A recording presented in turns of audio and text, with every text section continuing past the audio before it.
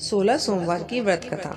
मृत्यु लोक में विवाह करने की इच्छा करके एक समय श्री भूतनाथ महादेव जी माता पार्वती के साथ पधारे और वहां पे भ्रमण करते करते विदर्भ देशांतर्गत अमरावती नाम की अति रमणीक नगरी में पहुंचे। अमरावती नगरी अमरपुरी के सदृश सब प्रकार के सुखों से परिपूर्ण थी। उसमें वहां के महाराज का बनाया हुआ अति रमणीक शिवजी जी का मंदिर बना था। उसमें भगवान शंकर भगवती पार्वती के साथ निवास करने लगे और एक समय माता पार्वती प्राणपति को प्रसन्न देखकर मनोविनोद करने की इच्छा से बोली कि महाराज, आज तो हम तुम दोनों चौसर खेलेंगे।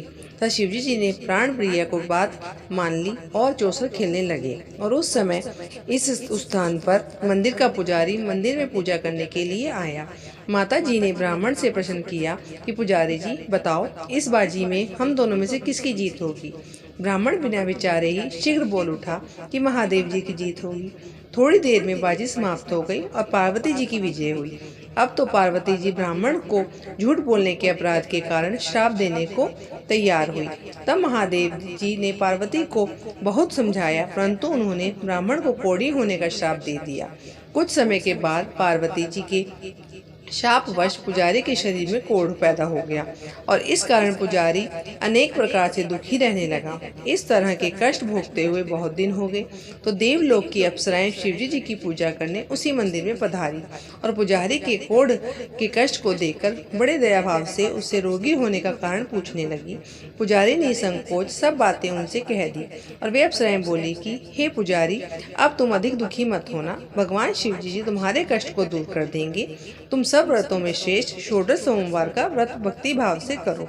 पुजारी जी अप्सराओं से हाथ जोड़कर विनम्र भाव से षोडश सोमवार की व्रत की विधि पूछने लगे। अप्सराएं बोली कि जिस दिन सोमवार हो उस दिन भक्ति के साथ व्रत करें, स्वच्छ कपड़े पहने, आधा सेर गेहूं का आटा ले उसके 3 अंग बनावे और घी, गुड़, दीप, नैवेद्य, पुंगी फल, बेलपत्र और जनेऊ, जोड़ा, चंदन, अक्षत और पुष्प आदि के द्वारा प्रदोष काल में भगवान शंकर का विधि से पूजन करें।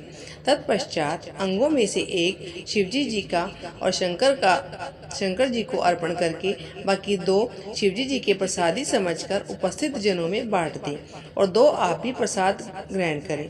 इस विधि से 16 सोमवार को व्रत करें। तत्पश्चात 17वें सोमवार के दिन पाव से पवित्र गेहूं के आटे की बाटी बनाएं और तदनुसार घी और गुड़ मिलाकर चूरमा बनाएं और शिवजी जी को भोग लगाकर उपस्थित भक्तों में बांट दें और पीछे आप सकुटुंब प्रसाद को ग्रहण करें और भगवान शिवजी जी की कृपा से उसके सभी मनोरथ पूर्ण होंगे।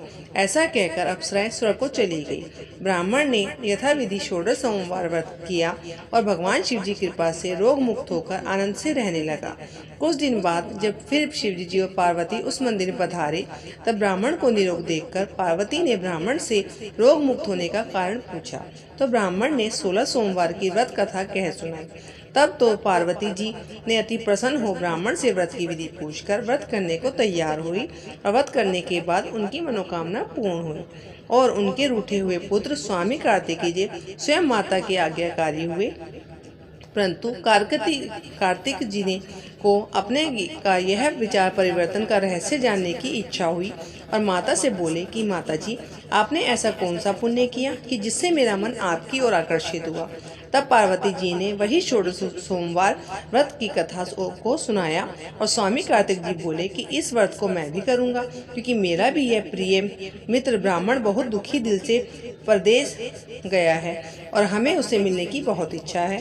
कार्तिकेय जी ने भी इस व्रत को किया और उनका प्रिय मित्र मिल गया और मित्र ने इस आकस्मिक मिलन का भेद कार्तिक जी से पूछा तो वे बोले कि हे मित्र, हमने तुम्हारे मिलने की इच्छा के लिए 16 सोमवार का व्रत किया था। अब तो ब्राह्मण मित्र को भी अपने विवाह की बड़ी इच्छा हुई। कार्तिक जी ने ये व्रत की विधि पूछी और यथाविधि व्रत किया। व्रत के प्रभाव से जब वह किसी कार्यवश विदेश गए तो वहां के राजा की लड़की का स्वयंवर था। राजा ने प्रण किया था कि जिस राजकुमार के गले में सब प्रकार श्रृंगारित हथिनी माला डालेगी, मैं उसी के साथ अपनी प्यारी पुत्री का विवाह कर दूंगा।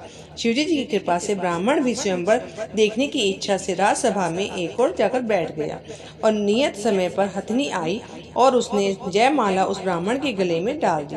राजा की प्रतिज्ञा के अनुसार बड़ी धूमधाम से कन्या का विवाह उस ब्राह्मण के साथ कर दिया और ब्राह्मण को बहुत सा धन और सम्मान देकर संतुष्ट किया और ब्राह्मण सुंदर राजकन्या पाकर सुख जीवन व्यतीत करने लगा।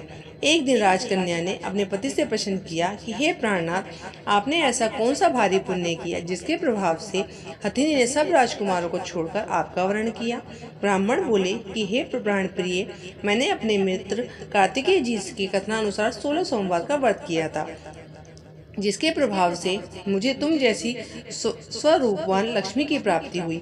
व्रत की महिमा सुनकर राजकन्या को बड़ा आश्चर्य हुआ और वह भी पुत्र की कामना के लिए व्रत करने लगी और शिवजी जी की दया से उसके गर्भ में एक अति सुंदर सुशील धर्मात्मा और विद्वान पुत्र उत्पन्न हुआ और माता पिता और दोनों उस देव पुत्र को पाकर अति प्रसन्न हुए तथा उसका पालन पोषण बड़ी प्रकार से करने लगे। और जब पुत्र समझदार हुआ तो उसे एक दिन अपनी माता से प्रश्न किया कि माता, तुमने ऐसा कौन सा तप किया था जो मेरा जैसा पुत्र तुम्हें गर्भ से उत्पन्न हुआ।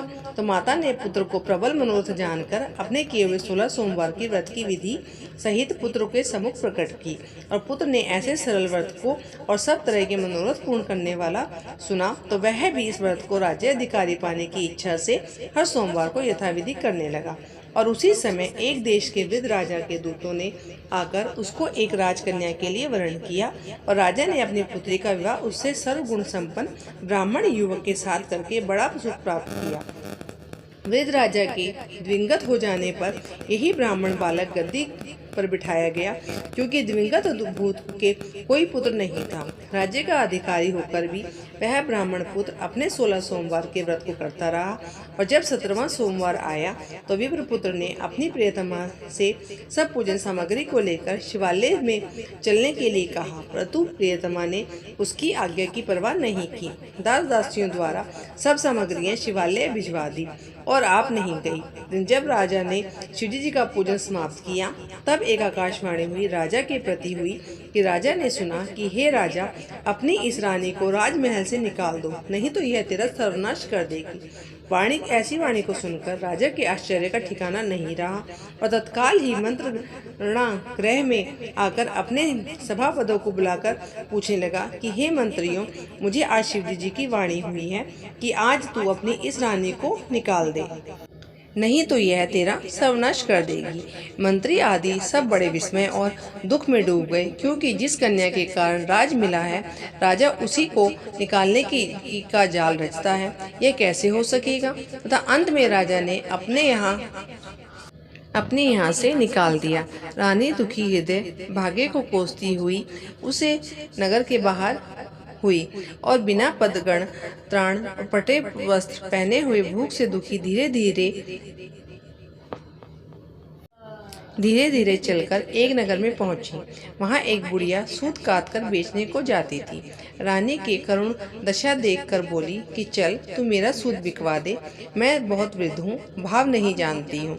तथा ऐसी बात बुढ़िया की सुन रानी ने बुढ़िया के सर से सूत की गठड़ी उतारकर अपने सिर पर रखी और थोड़ी देर के बाद आंधी आई और बुढ़िया की सूत की पोटली सहित उड़ गई। बेचारी बुढ़िया पछताती रह गई और रानी को अपने साथ से दूर रहने को कह दिया। अब रानी एक तेली के घर में गई तो तेली के सब मटके चटक गए तथा शिवजी जी के प्रकोप के कारण उसी समय में मटके चटक गए और ऐसी दशा देखकर तेली ने रानी को अपने घर से निकाल दिया। इस प्रकार रानी अत्यंत दुखी हुई और सरिता के तट पर गई तो सरिता के समस्त जल सूख गया। तत्पश्चात रानी एक वन में गई। वहां जाकर सरोवर में सीढ़ी से उतरकर पानी पीने गई तो उसके हाथ में से जल स्पर्श होते ही सरोवर में का नील कमल के सदृश जल में असंख्य कीड़े पड़ गए और वह गंदा हो गया। रानी ने भाग्य पर दोषारोपण करते हुए उस जल को पान करके पेट की शीतल छाया में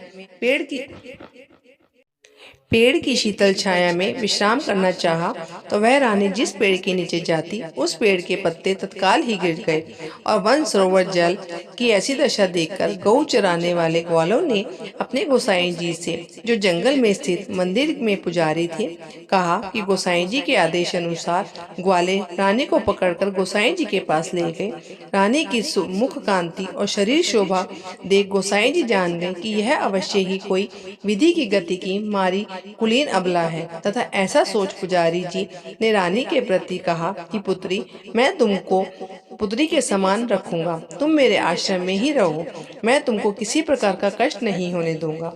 गोसाई जी के ऐसे वचन सुनकर रानी को धीरज हुआ और आश्रम में रहने लगी। परंतु आश्रम में रानी जो भोजन बनाती उसमें कीड़े पड़ जाते, जल भर के लाती तो कीड़े उसमें पड़ जाते। अब तो गोसाई जी भी दुखी हुए और रानी से बोले कि हे बेटी, तेरे में ऐसे कौन से देवता का कोप हुआ है कि जिससे तेरी ऐसी दशा हुई है। पुजारी जी की बात सुनकर रानी ने शिवजी जी की पूजा न करने और न जाने की कथा सुनाई। तब जो पुजारी शिवजी महाराज जी की अनेक प्रकार से स्तुति करते हुए तथा रानी के प्रति बोले कि बाई, तुम सब मनोरथ के पूर्ण करने वाले 16 सोमवार के व्रत को करो तथा उसके प्रभाव से अब तुम्हारे सब कष्टों से तुम मुक्त हो जाओगी। तथा गोसाई जी की बात सुनकर रानी ने 16 सोमवार विधिवत संपन्न किया। तो 17वें सोमवार को पूजन के प्रभाव से राजा के हृदय में विचार उत्पन्न हुआ कि रानी को गए हुए बहुत समय व्यतीत हो गया है, न जाने वह कहाँ भटकती फिरती होंगी, उन्हें ढूंढना चाहिए। यह सोचकर रानी की तलाश करने के लिए चारों दिशाओं में दूत भेजे।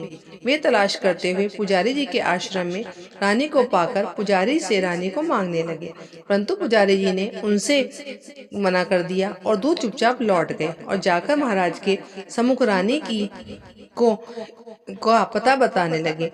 रानी का पता पाकर राजा स्वयं पुजारी जी के आश्रम में गए और पुजारी जी से प्रार्थना करने लगे कि महाराज, जो बाई आपके आश्रम में रहती है वह मेरी पत्नी है। शिवजी जी के कोप से मैंने उसको त्याग दिया था, अब मैं शिवजी जी का कोप शांत हो गया है, इसलिए मैं इसे लिवाने के लिए आया हूँ। आप इसे मेरे साथ चलने की आज्ञा दीजिए। गोसाई जी ने राजा के वचन को सत्य समझकर रानी को राजा के साथ जाने की महल में आज्ञा दी और नगर में अनेक प्रकार से बधावे बजने लगे।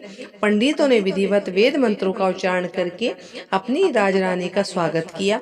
ऐसी अवस्था में रानी ने पुनः अपनी राजधानी में प्रवेश किया और महाराज ने अनेक तरह से ब्राह्मणों को दान आदि देकर संतुष्ट किया, याचकों को धन धान्य दिया और नगर में स्थान स्थान पर सदा व्रत खुलवाए और जहाँ भूखों को खाने को मिलता था। तो इस प्रकार जो से राजा शिवजी की कृपा का पात्र हो गया और व्रत करने लगा तथा विधिवत शिवजी जी का पूजन करते हुए लोगों में सुख भोगता हो गया। महाराज ने अनेक तरह से ब्राह्मणों को दान आदि देकर संतुष्ट किया, याचकों को खाने को भोजन दिया तथा इस प्रकार राजा शिवजी की कृपा का पात्र हो राजधानी में रानी के साथ अनेक तरह से सुखों को भोग करके सोमवार का व्रत करने लगे। विधिवत शिवजी जी का पूजन करते हुए लोक में अनेक सुख भोगने के पश्चात शिवपुरी को पधारे। ऐसे ही जो मनुष्य मनसा वाचा कर्मणा भक्ति सहित 16 सोमवार का व्रत पूजन इत्यादि विधिवत करता है, वह इस लोक में समस्त सुख भोग कर अंत में शिवपुरी को प्राप्त होता है। यह व्रत सब मनोरथ को पूर्ण करने वाला है। ओम नमः शिवाय।